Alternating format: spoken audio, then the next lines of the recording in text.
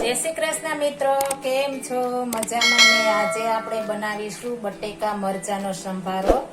એકદમ મસ્ત અને ખાવાની પણ મજા પડી જાય એવો આપણે બટેટા મરચાનો સંભારો બનાવીશું। આ બટેટા મરચાનો સંભારો આપણે નાના બાળકોને પણ ખાવાની મજા આવે છે, એટલો મસ્ત બને છે।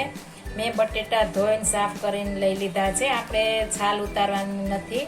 જો છાલ ઉતારીશું તો આપણે જેવો જોઈએ તેવો મીઠો આપણે સંભારો નહીં બને, એટલે આપણે છાલ વાળો બનાવવાનો છે। આપણે પેલા બટેકાને બે કટ કરી લેવાના છે, બે ભાગમાં આપણે આ રીતના। ત્યારબાદ આપણે નાની નાની સ્લાઇસ આપણે મીડિયમ કરી લેવાની છે। આપણે બહુ જાડીએ નહીં, બહુ પતલી નહીં, એટલી આપણે રાખવાની છે। આ રીતના આપણે સુધારવાના છે, એટલે એકદમ મસ્ત આપણો સંભારો બને। આ રીતના બધા બટેટા આપણે સરસ મજાના સુધારી લેશું। આ સંભારો આપણે વરસાદમાં ખાવાની મજા પડી જાય એટલો મસ્ત બને છે। જો તમારે ચોરસમાં કરવી હોય તો તમે બે રીતના બનાવી શકો છો। આ રીતના વચ્ચે કટ મારશો એટલે આપણે ચોરસ થઈ જશે। મારે આ રીતના જ બનાવું છું, એટલે હું આ રીતના જ કટ કરું છું। અને મરચાં મેં તીખા લીધા છે। જો તમારે બાળકોને ખાવું હોય તો આપણે મરચાં મોડા લેવાના છે, મેં તીખા લીધા છે। બે મરચાં લીધા છે અને બે બટેકા લીધા છે। આપણે 200 ગ્રામ જેટલા વજનમાં છે। આ રીતના સંભારો એકવાર જરૂર ટ્રાય મારજો। એકવાર બનાવશો તો ઘરના બધા કહેશે કે આ બટેકા મરચાંનો સંભારો બનાવો। આ સંભારો આપણે સાતમ આઠમ ઉપર આપણે છઠને દિવસે બનાવીને ફ્રીજમાં રાખી દીધો હોય તો આપણે સાતમના દિવસે આપણે ખાઈ શકીએ છીએ। ખરાબ હોય તો આપણે કાઢી નાખવાનું છે। આ રીતના આપણે બધા બટેટા આ રીતના સુધારાઈ ગયા છે। મેં ધોઈને બટેકા લીધા છે, એટલે આપણે આને ધોવાના નથી। ધોશું તો આપણે ચૂંદો થઈ જશે, એટલે આ રીતના આપણે સુધારીને રાખી દેવાના છે। સાઈડમાં આપણે બે મરચાં કટ કરી લેશું। આ રીતના આપણે મરચાં પણ સુધારી લેશું।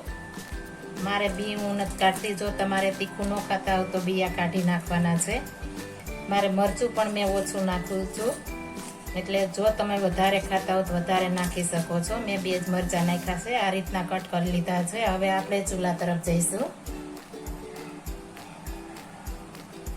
આપણે કોઈ પણ જાડા તળિયા વાળું વાસણ લેવાનું છે, એટલે નીચે ચોટે નહીં। આપણે બે મોટી ચમચી તેલ નાખીશું। આપણે આમાં થોડું વધારે તેલ જોશે, આપણે વરાળે જોડવાનું છે, એટલા માટે આપણે તેલ ગરમ થઈ જાય ત્યારબાદ આપણે આગળની પ્રોસેસ કરીશું।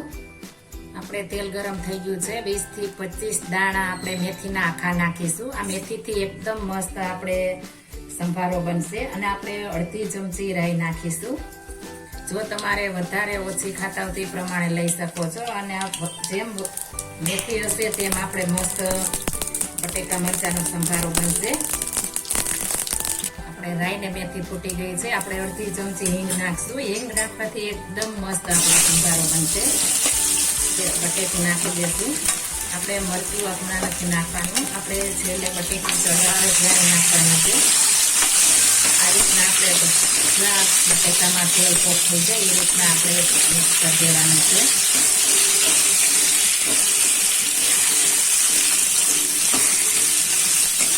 મેથી ને રાઈ હશે એટલે આપણો એકદમ મસ્ત સંભારો બનશે। આ સંભારો તમે કોઈ પણ શાક સાથે ખાઈ શકો છો। અને નાના બાળકોને શાક ન ભાવતું હોય તમે આ રીતના સંભારો કરી દેશો તો પણ તે શાકની જગ્યાએ ખાઈ શકે છે।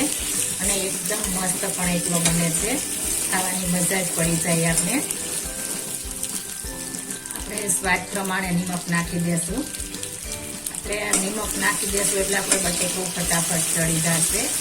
અને આપણે ધીમે તાઈએ ચોળવશું એટલે ઉપરથી ક્રિસ્પી અને અંદરથી એકદમ સોફ્ટ એટલો મસ્ત સંભારો આપણો બનશે। એટલે આપણે એકદમ ધીમે તાઈએ ચોળવવા દેવાનું છે, એટલે એકદમ મસ્ત સંભારો બને।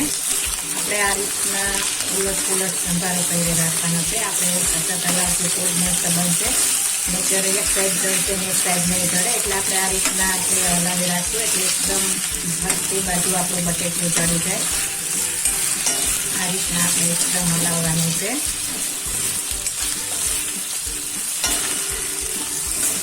આપણે હવે આ સ્ટેપ ઉપર હળદર નાખી દઈશું। અડધી ચમચીથી આપણે થોડી હળદર નાખી છે। આપણે સંભારામાં વધારે હળદર નહીં જોઈએ।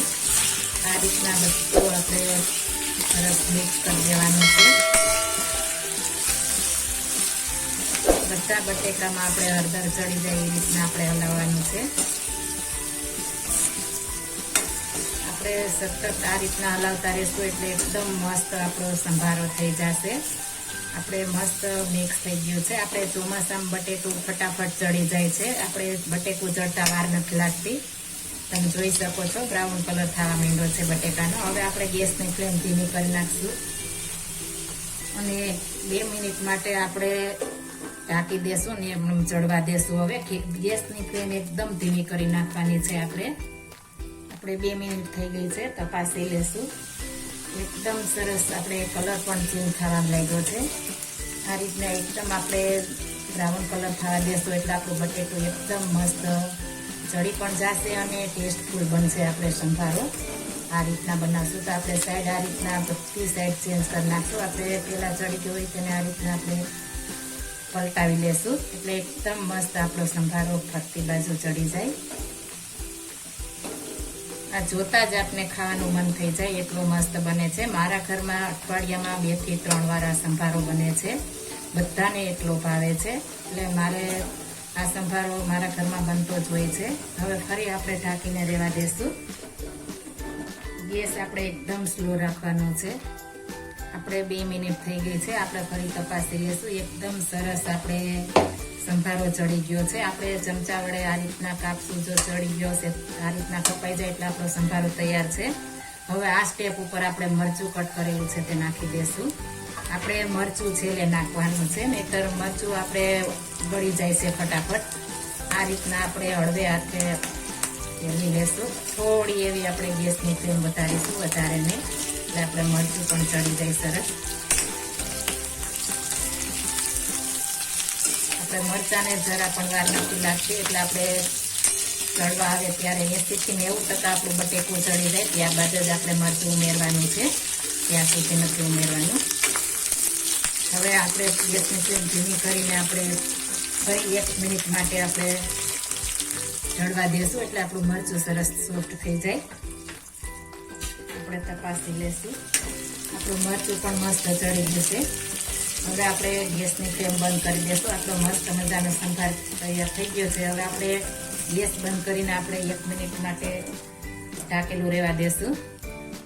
હવે આપણે સર્વિંગ પ્લેટમાં કાઢી લેશું. એકદમ મસ્ત અને એકદમ સોફ્ટ આપણો ઉપરથી ક્રિસ્પી ને અંદરથી સોફ્ટ એટલો મસ્ત આપણો સંભારો તૈયાર થઈ ગયો છે. તો તૈયાર છે આપણો સંભારો એકદમ સરસ અને એકદમ મસ્ત. આ સંભારો આપને બધા શાક સાથે, રોટલી સાથે, રોટલા સાથે, પરાઠા સાથે અને જો આપણે બહાર 1 દિવસ માટે જવું હોય તો આપણે ટૂરમાં પણ લઈ જઈ શકીએ છીએ ને એકદમ મસ્ત બને છે. ખાવાની પણ મજા આવે છે.